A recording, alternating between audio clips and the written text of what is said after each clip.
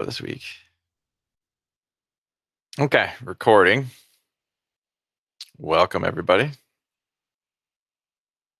I put a few things on the agenda, didn't have a ton that I was going to walk through and talk about.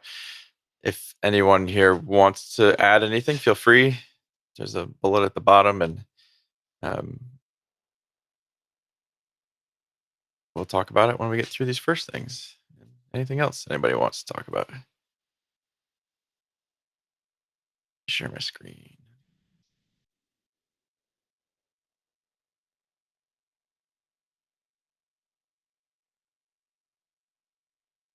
Right.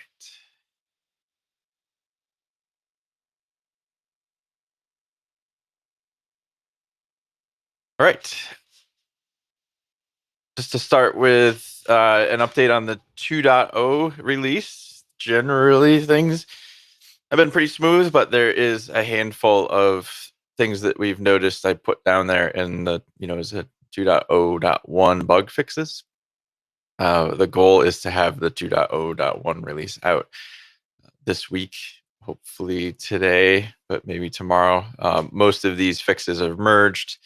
I'll talk about one of these and see if anybody else has any opinions here, but the probably important one there is going to be that panic. If you're, believe it just applies if you're upgrading to BoltDB. There's a case where a querier that is looking for a method on the ingester tries to query it, and that method's not there. It causes a panic. There is a can you, Sandeep, put the name of the image that you made that fixes that alongside that? Yeah, sure. So Sandeep did build an image that cherry picked that fix so that you can use that if you're stuck here, but we'll get that into a 2.0.1.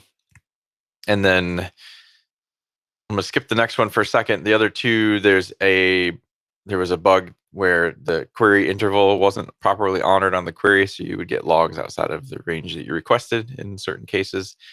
And we also have noticed that the log line limit was being universally applied, whether the query was a metric query or a log query. So in Grafana's case, Grafana will add the limit equals to every request because it doesn't know whether it's a metric query or not.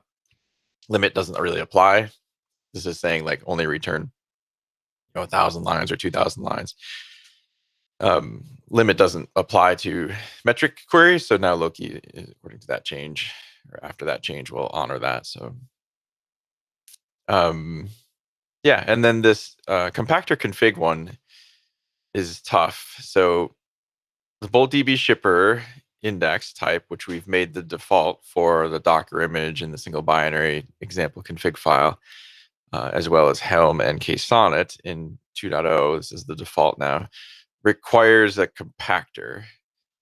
And we've seen a couple cases where there's sort of two problems here. One is if you start Loki without a compactor config in the single binary mode, this is mainly where that affects, because we try to start the compactor in the single binary mode. Without the config, you get a sort of obscure error from trying to validate the storage config option, and it basically says you didn't define a storage type. It has to be one of AWS, GCS, etc. So it's not very obvious where that problem is. So that PR that's there is effectively addressing that to make it more obvious. But there's sort of a bigger problem here with the use case where someone takes a single binary and runs multiple of them in sort of an HA or load balancing reasons or horizontal scalability reasons. And we've been trying to figure out, because the table manager and the compactor should really be singletons. They should only really be one time. And right now, when you run multiple single binaries, the table manager will run with each of them. It's generally not going to be a problem. But the compactor config, the way it's configured today, is not going to run if basically looks at the type of ring being used. If it's in memory in a single binary, it starts. If it's not in memory in a single binary, it doesn't. So trying to figure out what is sort of the easiest way to make sure this is easy for people getting started, right? Like run the single binary and not have to know about whether or not you should run the compactor or table manager, but also, not run multiple of them if you decide to run a few of them. There's probably a long-term solution here using the ring or gossip to communicate this information. But in the short term, it's a question of like, what's the same default here? Um, you know, running this stuff for everyone unless they scale horizontally, in which case they would have to make a change, probably something like that. But that's sort of what this is. I've been waiting on, is trying to come up with an idea that I think is the best quick fix for this, so that people can still change the config, but um, sort of not hidden. That's one of the troubles now. Is the reason we wanted to make this required is there's a lot of people that are upgrading an existing config file which doesn't have a compactor config, and we need to make this a little more obvious for them. And also, it's important to run the compactor with Bolt DB shipper. It's going to improve your performance a lot. So apologies for the rambling, but that's the piece there that I'm at least still not sure on what to do with. Anybody have any questions? Any other important things that they've seen that we should try to put into a patch fix release this week? I got a review from Sandeep today on my performance improvement, so I think we might be able to get that into one. Yeah, how easy do you think that would cherry pick? It's a big change, right? Okay, you're cherry picking. Yeah. Well, I don't know. We could try it. We can see. There was a performance regression introduced for it. Mostly affected certain metric queries, but Sterling has a fix for that in place. Yeah. Well, we've got to. I think we got to get it merged. So we might include that too, because that would be a nice one for folks.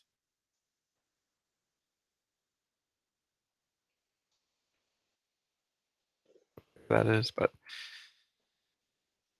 so following 2.0.1 will be 2.1.0, and the timeline for that is still a little in the air, but we wanted it to be basically not more than a month after the 2.0 release, so that would put it as probably 2 weeks, probably not in the 3-week range, but this was targeted around some things that we did for 2.0 that were basically compromises to meet the release schedule deadline versus solutions that were a little more timely that are better. So there's going to be some improvements there. We did upgrade the Go version, and we're starting to use milestones in the GitHub to track this stuff. So you take a look and you can see the kind of stuff that I think we have tagged for 2.1. And then I wanted to mention, so Grafana just started our Q4, our financial Q4, which is what we do our planning around, is our financial year. And that runs from November 1st to January 31st. So internally, those are the 3 things that we're mostly focusing on. It is a little slower as far as quarters go, because we worked real hard to do everything last quarter. And a lot of us have some PTO and plans to take. So on that, same line, ask for folks to be a little more patient around, issues and PR reviews and Slack response times, because we're all trying to recover a little from the work that we just did and enjoy some holidays and the end of the year stuff, hopefully, as much as we can. But those are the big things too. So Cyril's got a handful of LogQL improvements that he wanted and didn't quite make 2.0. Owen has been working diligently on a write-ahead log. He actually has something that yesterday was running for him locally, so that's getting fairly close fairly quickly. That'll be a big improvement. If possible, we'll get that into 2.1, but if not, we'll get it into a release shortly thereafter. And the other big feature, this is a sort of commonly requested and is something that we're going to start looking at, is being able to remove the out of order constraint for ingestion of logs. Not quite sure what form this will take. There's a couple options here. There's the sort of easy option of just use more memory and do in-memory sorting. And then there's more complicated options around how so the way Loki processes incoming data, we take a certain amount of it and then compress it and keep it in memory just to keep the memory footprint down. But that makes it a lot harder to go back and sort of reinsert entries. So we might investigate, solutions like this to try to keep, this trade-off between memory consumption and, sort of ease of use. The chunk format itself already accommodates the out of order pretty well. It's just within the chunk that we have to sort this out, including maybe on the read path, we need to change assumptions about the fact that everything is expected to be in order. There's a couple things to approach here. I don't know that the solution will be in place by the end of January for this, but it should be shortly thereafter.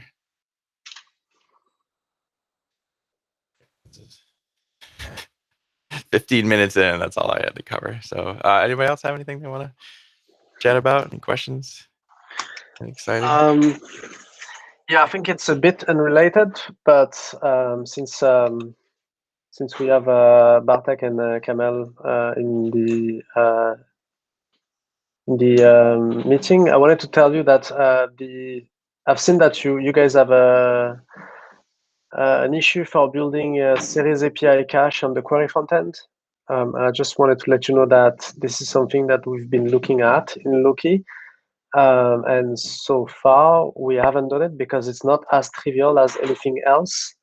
And the reason is because the series API returns you the list of series that match a given time range, but in the response itself, it doesn't tell you at what time this series appear and disappear. And so when you cache that, the only way to reuse that cache is if the original request overlap entirely with what you have in the cache, right? Compared to a query range API where you will receive a timestamp for each of the data, you don't receive a timestamp back, right, on the series API. So I'm just letting you know about this because we wasted a couple of time on Loki trying to do that. So if you guys are working on this, just make sure that you are aware of that. I'm not saying that it's not possible to do the cache. I think it is possible. I just don't think you can use what Cortex is doing. Yeah. Thanks for letting us know. I think we thought about this, and there are kind of a couple of arguments that still make it possible to cache those. One thing is that it doesn't have to be very accurate. Like even now, Grafana was never even using for a long time they were not using time ranges in the series. So you were actually rendering all potential series you ever had unlimitedly, for your variables in Grafana. So and people were fine with that. So if we would return maybe more than is accurate within some time range, I think this is still kind of okay for some setups. And another point is that for really large requests, this is still useful to cache because it will overlap fully within one day, for example, cache. So yeah, but this is definitely something that it's limiting, and we cannot maybe reuse the same code or something. But yeah, we are looking into that. I think we implement something, but I need to double check for labels as well. Or at least I've seen some PRs moving this forward. But a good point, yeah. And then something more related to Loki, I think we have Ivana and David also today, so maybe we want to talk about the issue of extracted label in Grafana. Yeah, that's a fun one, right? So yeah, we can talk about this. Maybe you can maybe you can show an example. Yeah, sure. Oops.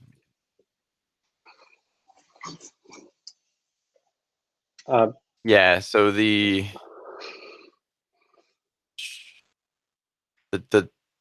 general problem is that when we do log QL type label extraction, so when you do query time label extraction, and returns the labels, they're in the API, they're presented exactly the same as labels that were in the index. So let me show you what problems that creates for us. Let's do front-end logs, because those are kind of the most familiar to me. So if I just take any arbitrary set of logs, I can see the labels. And if I want, I can limit this to say, hit this plus sign and I get level of only debug. It adds it to my query. However, I parse this as log format, and I now get a whole bunch of other logs, labels. So something like, let's see, what would have been extracted here? Color. The color. Color. Yep. So color is an extracted label. And if I click this filter, it adds it to the list of, because the API has no way to know right now that that's not technically an index label, and then the query stops working. So unfortunately, like we talked a little, there's really no way for Grafana to know right now, because they're, as far as the API response is concerned, it's exactly the same as a label that was indexed. So the only way to really address this within the same sort of UI functionality is to add more information to the API. So yeah, one question that would be nice. Would be nice if we don't do a breaking change, or if we require a new version of the API. So that's the difficult part.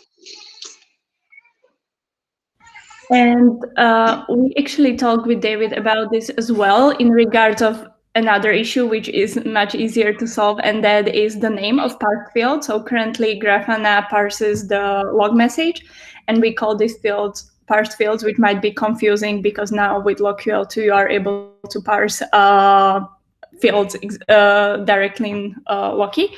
So we have decided to rename this. We were thinking about detected fields.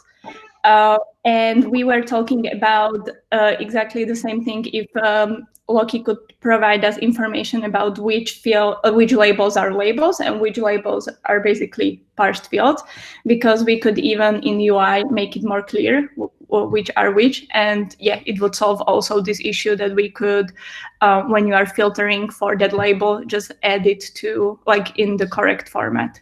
So yeah.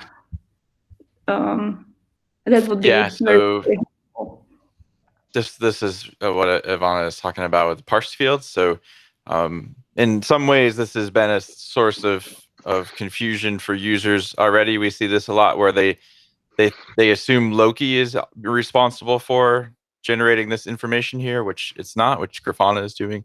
And they want to be able to do aggregations and write that into queries. So even before Loki 2.0, people wanted to take this because they could see that it was extracted and use it in modifying their query.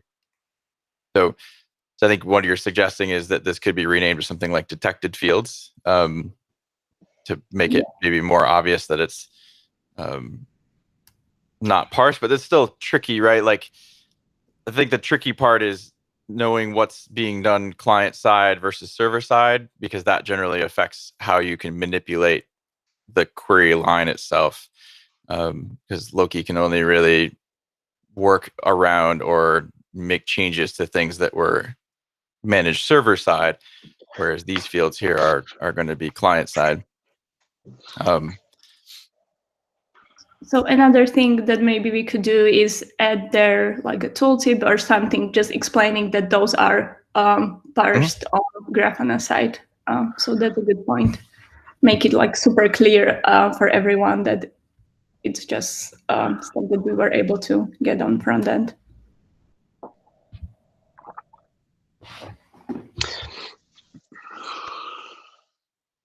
So the sort of thoughts for, I guess, a technical solution here is, in order to not have a breaking API change, is to add another return type. So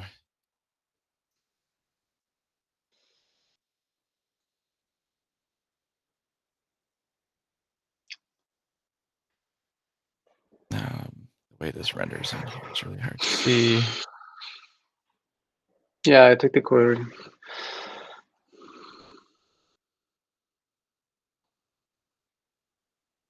Yeah, keep going. An example for That's one. Okay. So the label information is provided in the stream, and we basically don't want to change that because that would be a breaking change. So instead, we can add a new return type. So this will always contain both. At least, it would have to, unless we, in some ways, I don't know, that it might be arguably breaking if we release like 2.1 where the behavior of this changed. Although I would in some ways say that it's perhaps not too late to make that kind of change and introduce. The problem would be that if you're using an older version of Grafana, you would lose any visibility to the extracted. So we probably don't want to do that now that I'm thinking out loud. So we would introduce another element here of either just the original labels or just the extracted labels so that the UI can do a diff. So just as an idea, maybe we could provide the list of keys that are original from the label and the list of keys that are original, that are not original and extracted, right? The keys itself as a string, an array, like basically 2 arrays of string that tells you which labels are from the index and which label are the extracted one. Yes. Yeah. So some solution like this where we add to the JSON result to give that information. Because the problem I have with, I think we talked about this, is if we do duplicate the extracted one and then have another one with both of them, then the size of the request will double. Because the data is basically the log line itself extracted as a key value pair. If we do another array of the extracted one, then it's definitely gonna double the size of the request. Would certainly be extremely verbose, especially if you which is already have a available large right now. JSON document. Exactly. And you're like the default case to pull everything out, you might pull 100 fields out,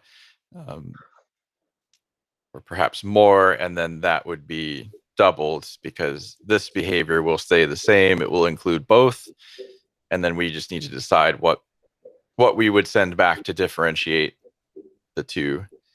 So from the UI side, if I want to think about like what might be easier to work with there, but although this sounds like a server-side optimization here, if we do extract it or as a string here, I would say it depends on how fast the client side can do this work. I'm not in Grafana's front-end source code expert here, but basically the odd thing is parsing a bit JSON and JavaScript versus doing all the math work, like extracting from one single string all the keys and then do the matching by yourself in the UI. So I would say this cries for a small POC from the front-end side to say what is faster, what works here. I mean, parsing big JSONs, Chrome, Firefox, all these browsers can do this fast today. So if they need to do all this matching themselves, depending on how big the logs are, it might be tricky to do this on the front-end side. But again, I'm not sure the expert.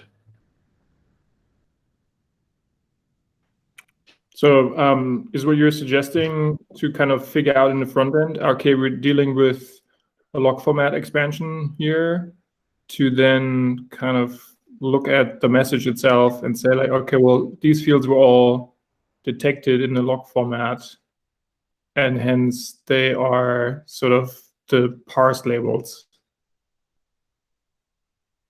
Exactly. Either you get this, let's say, as a normal key value pair, and so you can pick them by yourself by reading the key value pairs, or you can do the parsing yourself again. Doing the parsing yourself in the front end, as far as I understand, will keep the size of the response messages small as is today. On the other side, it just only moves the problem to the client side. So depends on performance here. I both sides. I don't really understand, Perry. The suggestion here. So you're saying that we should maybe duplicate the stream element, and then because I'm I such- like, or we shouldn't change nothing, and then Grafana should figure that out. I'm not suggesting duplicating this. I'm only questioning here if we omit duplicating the streams and the response size, which I understand it is a server-side optimization in the end because we don't want to send double the size of the response. Yeah. However, this optimization pushes the problem to the client side, who needs to do the parsing themselves then. Yeah, but this is going to be the list of, so for each stream, you're going to have a list of keys. So it's going to be very small. And I guess we can see also with David, if he prefer to have a map of object instead of a string. And so he could maybe, once he passed the element, he can already quickly access a key and figure it out if this key is extracted or original. So yeah, I think, I mean, I don't. The only thing I would say is there are more than just Grafana as clients. So like log Yeah. CLI. And also yeah. I think that the HTTP request is likely compressed. So the duplication is effectively minimal on transport size. It would require, I don't know, some more CPU usage, but I don't know that the performance penalty is significant. I think this is maybe to your point, Perry, but the usability from the client side, especially if I'm making a really simple client and I basically get, I get stream, which was what it was, right? Then I get indexed labels and I get extracted labels as two separate lists. It's very, very easy to consume that as a client. It's trivially easy, right? I don't need to do any matching or diffing or anything. I just get all of that, but it's extremely verbose as well. So I think those are the two sides of the coin. It could also be a map, right? It's even faster for the JavaScript to access a map object instead of an array. Because every time they want to verify for a given key, they just need to access the element, and the value could be either true or false, which tells you if it's an index or not. Yes. I wonder if that would... Yeah, interesting. I don't know if that over limits us, if there's a future state here where we want to include more than... I was going to say, maybe we need to think the other way here and say, maybe let's just introduce a metadata field where we can just put any sort of arbitrary data in there. And then, when we would have sort of per label, we would have a key field that would have the value of the original key, and then some other fields parse true or something, right? So that it's going to be a lot bigger as sort of like an object, but at least it won't have the values because this is only the metadata for the label keys. Yeah. Yep. Yeah, making it an object at least gives us extensibility for sure, right? So it could be the key, and then so it's basically what you're suggesting, Cyril, but taking it a little farther to make that return type instead of a Boolean an object, and then we can add. I'm suggesting a map really as and the key being the key of the label, because I'm pretty sure that if you're gonna have to build that map anyway at some point if we don't provide it like this, right? So there's parsing that you're gonna have to do if we don't do it on our side. And I think it's valuable for you to just directly access, when you go through a line, you can directly access each label very quickly. Then after, I agree. Maybe we can do better than just true false. We can do more content.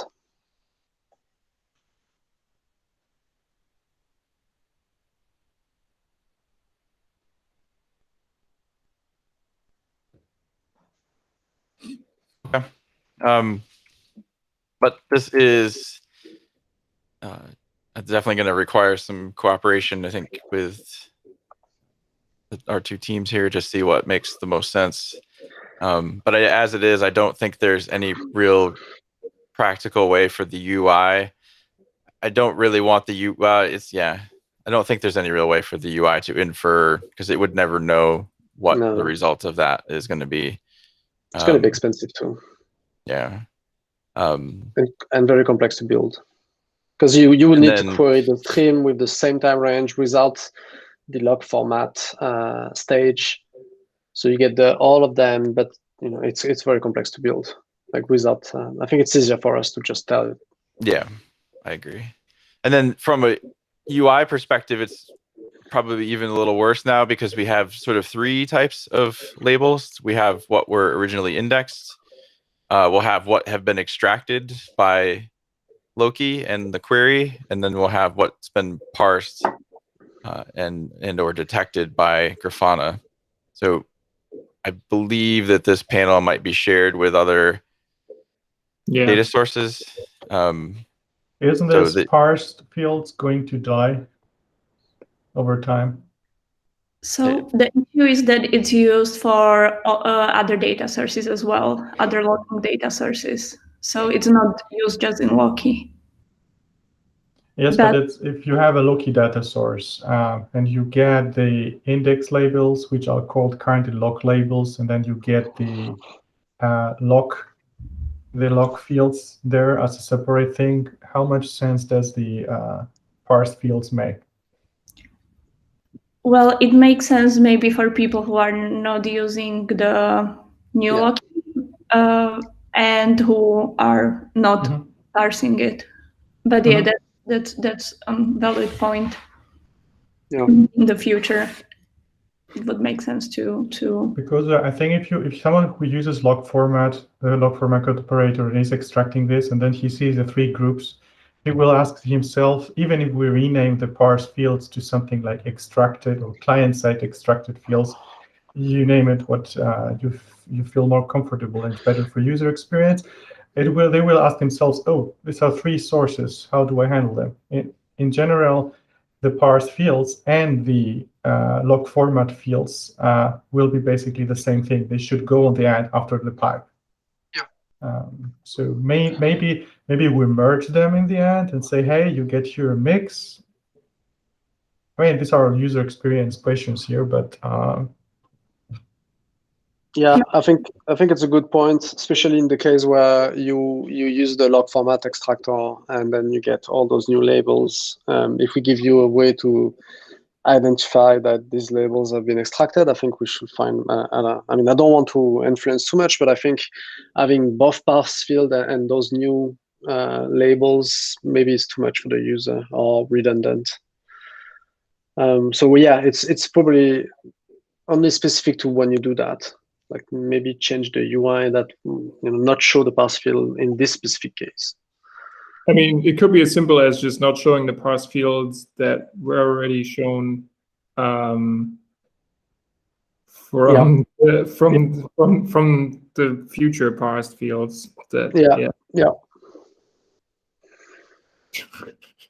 But we include and this is sort of more.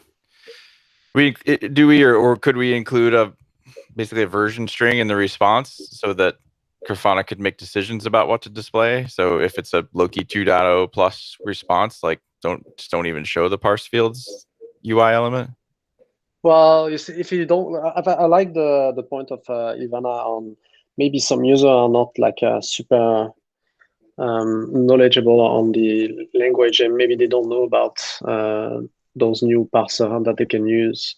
And so I think it's still a good idea to have that, right? I think it was part of the experience before. Yeah. Until you use this log format stage, I still think the parsed fields are valuable. Like the JSON one, for instance, they've been solving a problem for a long time for user. I mean, that's my opinion, right? And also, it's a bit complex to start doing things based on version. Yeah, I mean, it's on the one hand, I can understand how we're sort of doing this all because of the sort of low-key trade-offs. But at the other hand, we have to realize that these are then shared UI components for other data sources as well. And we have to like find some common elements here. But I think I think we want consistency in regards to the UX to as much as we can too, right? Even if you're switching between log data sources. I think, right, it would probably be good if there's between Elastic and Loki that the look and feel is similar. It's only going to help people if once they finally realize that they should switch to Loki.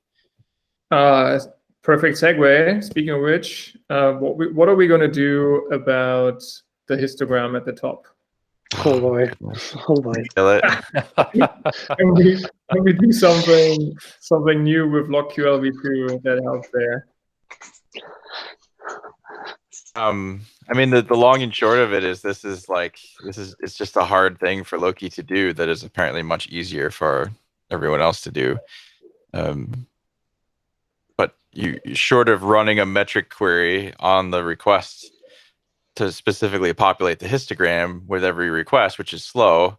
I think what we have now is a reasonable fix, but I still get a lot of feedback from people that don't understand, why it works the way that it does.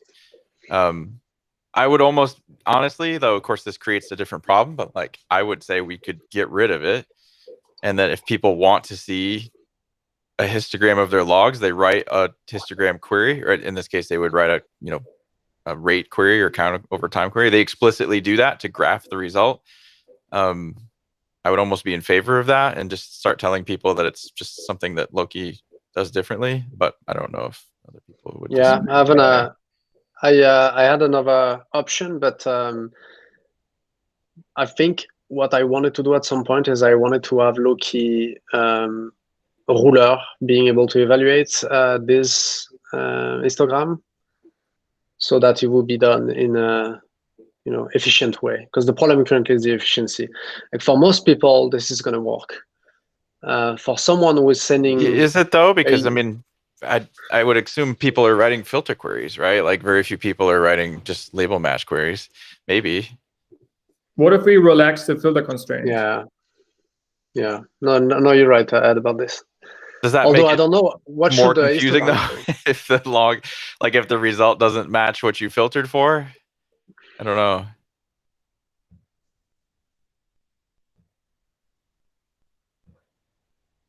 How is it working in Elastic? If you do a search of a word, Just think the index gives them this a lot cheaper, right? Like the fact that they have a full text index means that this query can be answered way less expensively than it can in Loki. And the histogram is returned as a field in the response of the log search, right? So you get it all back in one swoop. You get like all the docs and you get the histogram data. Yeah,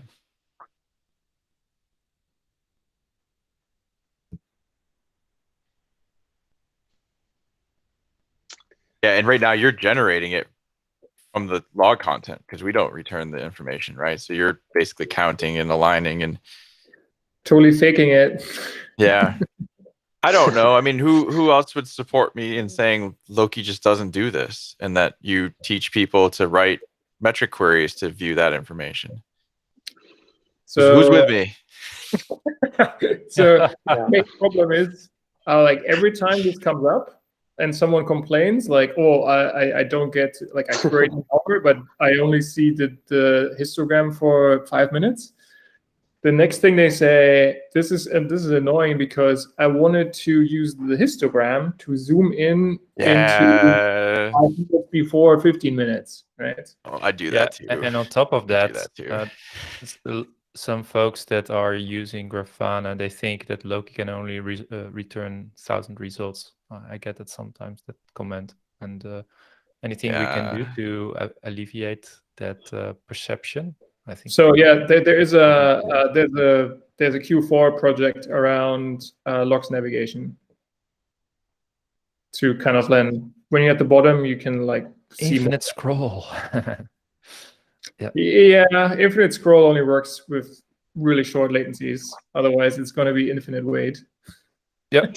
And also my browser memory will explode at some point, of course.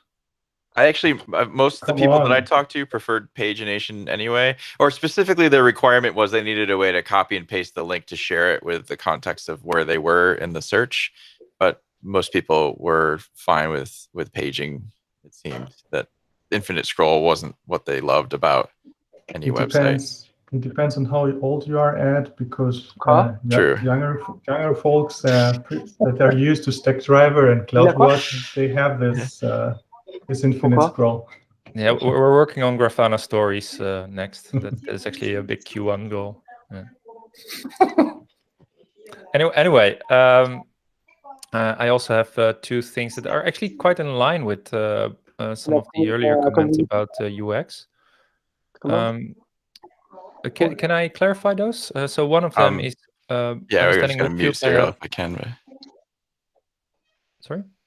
Oh, I was going to mute Cyril, but I don't think I can. He was chatting with somebody in his room.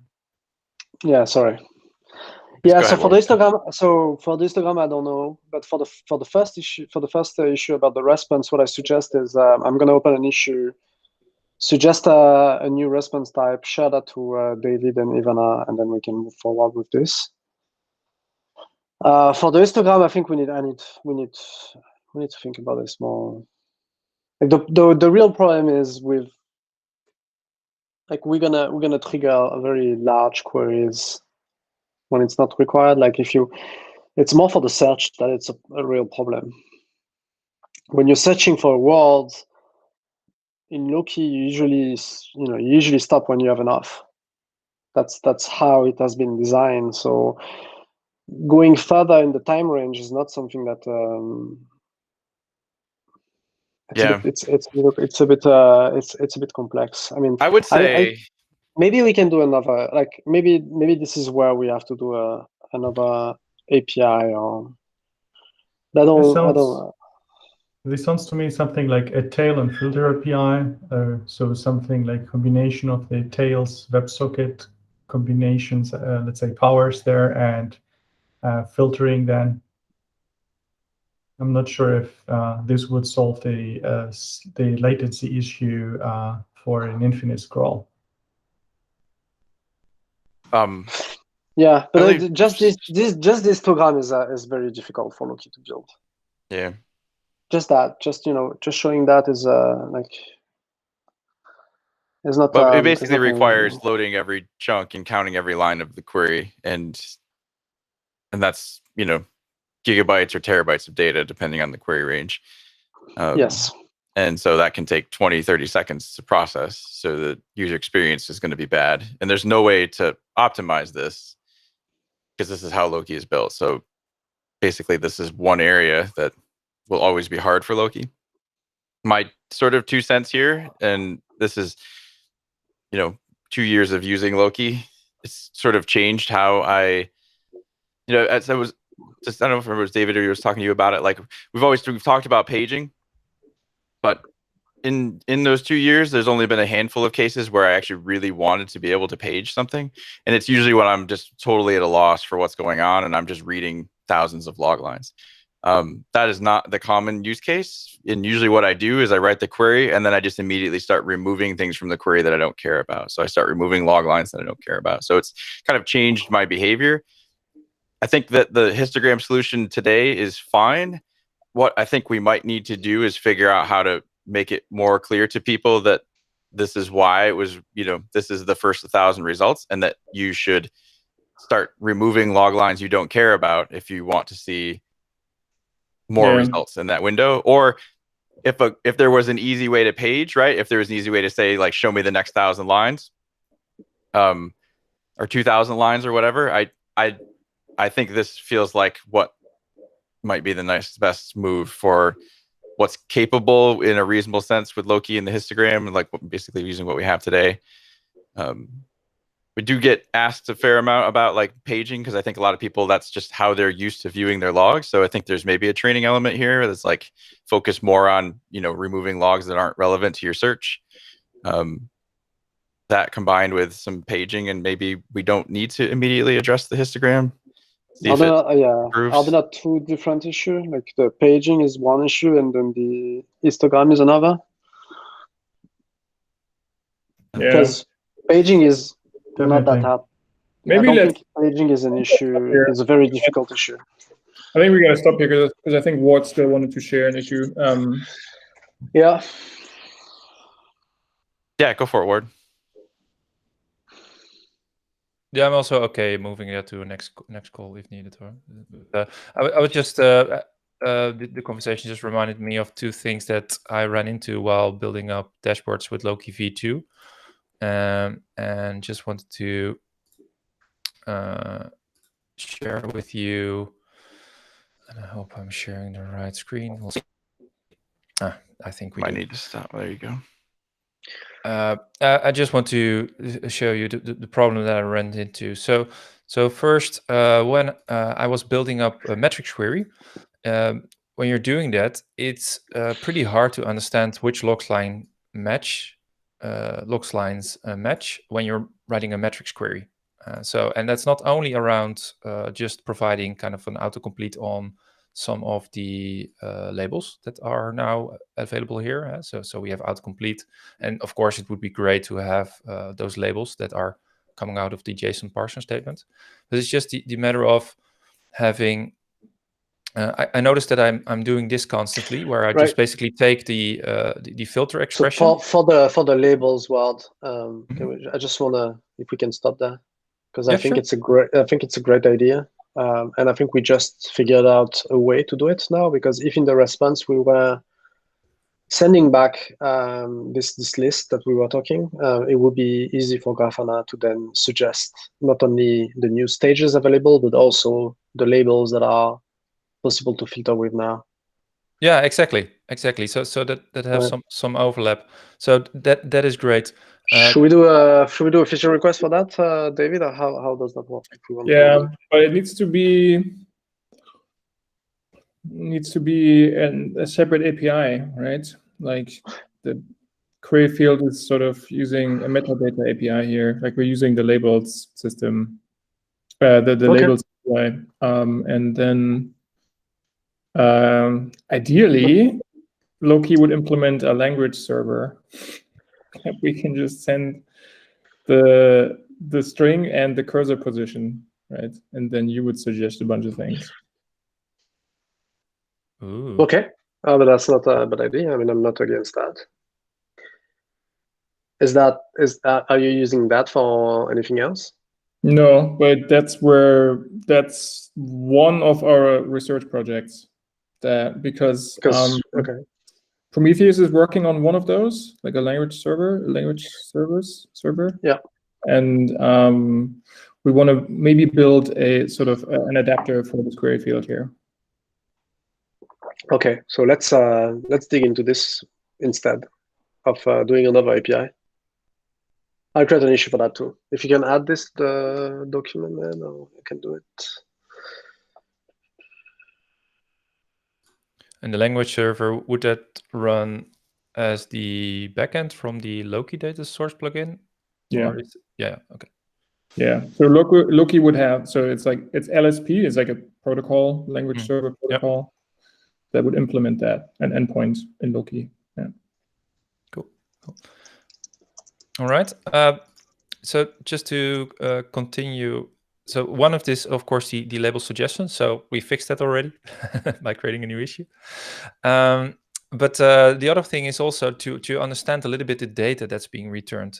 Sometimes, for example, I do stuff like hey, duration, and I try to do a kind of is bigger than 0.5, and then I don't get the result here because I'm apparently not doing this correctly. And then I always have the need to go back to, okay, what are the log lines that are currently being processed up till this point, and get some visibility on that, because that will help me improve my next decision on what to write here. So just wanted to throw that out. That is something that I, when I was writing a lot of the metrics queries, I found myself doing quite a lot, just opening a panel on the side and copy and pasting at least the filter expressions to the right to get a little bit more sense of the context I'm working in. So I don't need an immediate fix for that one directly, but just want to throw that out, see if it is common pattern, and if it is something we might want to optimize in a future version. So that's one thing. The other thing is, and that is also a question that I have, is let's say you have that a dashboard like this one. What you see is that I'm using most of the time I'm using a very the same data set. So you see some of those filter expressions. Well, there's not a lot of here, but I have another one. Can you see my screen here? So we were tracking, of course, observability column progress with Loki. And you see that I'm doing a lot of filter expressions to filter out. It might be on a different screen, Ward. I'm looking at count over time. Wait. Yeah, sorry. I don't There you go. understand how Chrome is doing the screen sharing too much. But what you see here is that I've built a dashboard, but all those dashboards have a kind of a repetition around the filter statement here. And I was wondering, when you have a big dashboard with a lot of graphs, it is doing basically requesting this data, parsing this data over and over again for all the panels, because I'm basically reusing the data in a lot of panels in different ways with different aggregations. So Grafana does have the possibility to do query sharing in between panels. So you can use the query result from one panel in another panel and then do some transformation on it, which is cool and will solve a little bit. But I'm just wondering, and this is an open question, how Loki, because we will see much more dashboards that probably will have a very similar pattern where they're using kind of a filter expression, zoom into a certain piece of the data set, and then do all kinds of aggregation queries over it. Is that something that is already solved by just aggressively caching, or is there any other performance optimizations that we need to think about?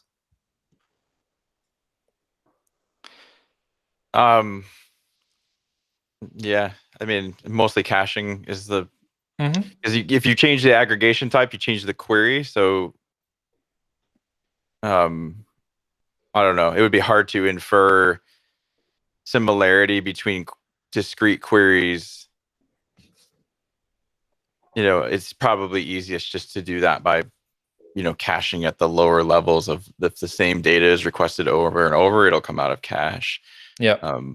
But yeah, because is that filter query, is the result of that filter query, is that cached, or is that some? Are we doing it on the stream? Well, the result isn't going to be cacheable. I mean, it is, but it's not going to be reusable if it's a different query. Because we're not like taking the log lines prior to aggregating them as a metric and caching them. We would either cache the chunks underlying the source of the request, or we would cache the result and reuse the result for the same query. Or if part of the same query had an overlapping time window, parts of the result query are cached. But yeah, so right now, the result cache, which is the one that you could be reused maybe in some situation, the key for the cache is the string of the query. So as soon as you change the query, cache is down. Yes, so that is maybe what I wanted to get to is like, do we need to have kind of an intermediate cache keys? So I mean, how did we get? Yeah. How did we get to this request? Like, why do you need this? So I'm using, for example, in the Nginx dashboard, when I want to get analytics, I want to filter out a lot of the cruft. There's a lot of cruft in the log lines that I'm just not interested in, like image assets in my case, and basically non-pages. And that query is of course, that filter query is repeated for all the panels, because I basically want to have all my analytics without those assets. Yeah. One question. Do you feel that this is because you reuse the log query multiple times in different aggregations? Do you feel that this will hit the performance issue for Loki? Is this your basic tenet here? Yeah. Because it is not a cacheable result, and the chunks that are retrieved, they're cached, so that's great. But the subset that I need for all my panels is much smaller. and Sure. it's probably much better to optimize for that smaller subset. But it's just maybe this is data point of one. Just want to throw it out there. I don't need it to be solved, but just wanted to mention it. So my point of view of that is there's way more other optimization that we have to do first than this one, because this one is not a low hanging fruit. Why it's difficult? It's because we cannot just cache all the log selector that you're going to do. If we do that, we're just going to blow the cache with a ton of things. So that means we need at some point to select which logs selector we need to cache, and that's how we're going to do that. How do we know? So it's difficult to build a cache based on the user behavior. It goes in another direction, sir. I believe. Sorry for interrupting you, but I think what we have today as a single working queue on the query frontend, which is taking the full set, log lines plus aggregations, needs to be split in something like work queue for the aggregation, work queue for the underlying queries, and then having this cached independently. But this blows up the architecture there for performance issues that we probably have in a data point 1, as Ward is pointing, but we should see if we have a data point 2 until data point X and say, here it is, because it blows up the architecture there. And that sounds a little bit like in the Monarch paper by Google, they have this kind of, let's say, performance issue. That's why they solved this issue in a two-level working queue. But we need to go into the scale, and we need to have this issue to implement that, in my opinion. I think you will benefit by the result cache a lot currently, even if it is the big query and its query is doing or redoing some part of the work. However, your dashboards usually cache until, let's say, they hit the result cache until what they have seen today, and then the newer 1 minute or the newer 5 minute slot needs to be retrieved n times, depending on which is, we will see if we really have the performance issue there with Loki. I mean, dashboards are demanding. Yeah, we have this cache already. This one, the one where we when the time range slide, we request only what's only the new part. We don't request every time the whole graph, the whole 6 hour, for instance. We just ask for the last hour or the last 5 minutes, depending on the refresh time. Okay. Yeah. So yeah, for the regex wards, I wanted to finish on this. We have other idea to make the regex faster, because I think you may feel a pain with the regex, because regex are very slow in Go. But we have emitted some other idea recently, and we're going to look into this. I put this at the end here, Cyril, because someone I wanted this. I think you told me no, but then someone from the community wanted this too. So I've got a point too. I want to be able to graph the raw value from unwrap without aggregating it. So I want to basically turn the content of the log line into a gauge and graph it directly. And Ward's nodding his head too, so that means 3 people want this. Yeah, I mean, like I said, so the answer to that is, I think we can do it, but there's a trade-off that you have to make. You have to fall into the same pattern that we currently do, which is every aggregation are range aggregation. Like everything starts as a range aggregation. The range aggregation could be take the first one if you want, and that will do your job, right? But we cannot just graph everything, because compared to Prometheus, log line, there can be 1 million log line in a single timestamp, and even if the timestamp is nanosecond precise, right? So what you're asking is not going to work for every type of logs, and we need to make that work for every type of logs. That reminds me. So the primary limitation here is that the Prometheus response type is not nanosecond precise, right? Yeah. Well, that's the root problem. Although we can, even if we were starting to support nanosecond precise, then can you imagine how will be the request look, how it would look like? But I don't know why it would look. I mean, if I had like a zillion if I had a zillion log lines, right? Like, yeah, it would be a problem. But if I had like 100 log lines, right, or 1,000 log lines, I mean, it's still within the limits of the query. Most of my, I guess is your concern that it just is hard to visualize if they're like only a few nanoseconds apart?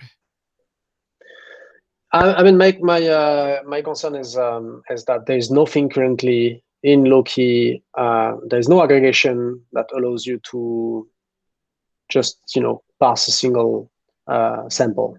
It's always like a bunch of them, reducing it into a step. So I mean,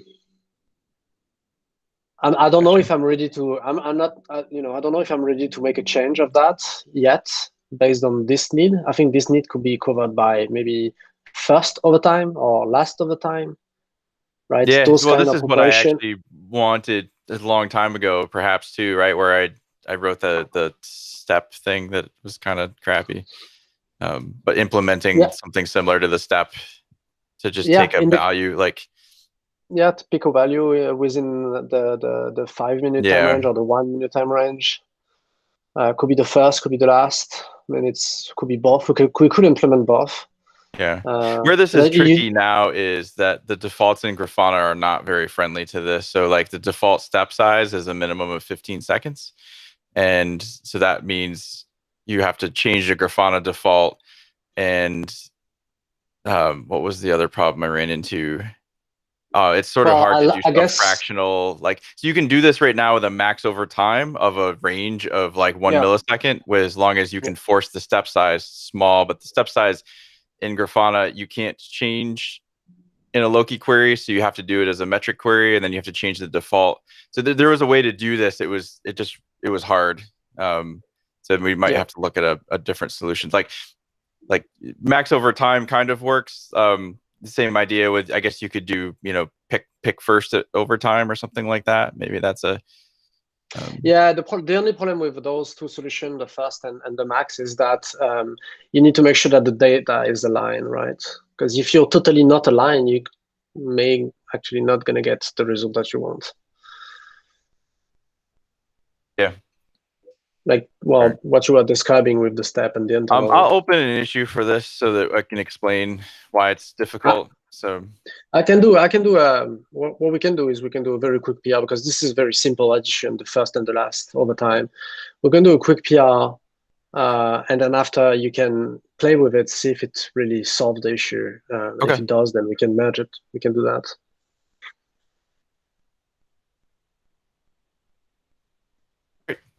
Over. Sorry, Roger. The times that this meeting is pegged to UTC, so we actually started an hour ago. I also think that I am gonna see if we can move this later in the day, which I know is worse for Europeans, but right now it's 7 a.m. on the East Coast. Well, now it's 8 a.m. on the East Coast in the U.S., so it's also currently very hostile for anyone in the U.S. time zones. Be like 4 a.m. if you're in California. So I don't know, it's always hard to make these meet, but I think if we push it out another couple hours, we can maybe close that gap a little. So, all right, we're over time. Got a lot of notes. Anything have any closing thoughts before I stop this recording? No, good stuff, Ed. Thanks, David. Thanks, everybody. It's great to see you. See you in a month. Great to see you. See you in a month. See you.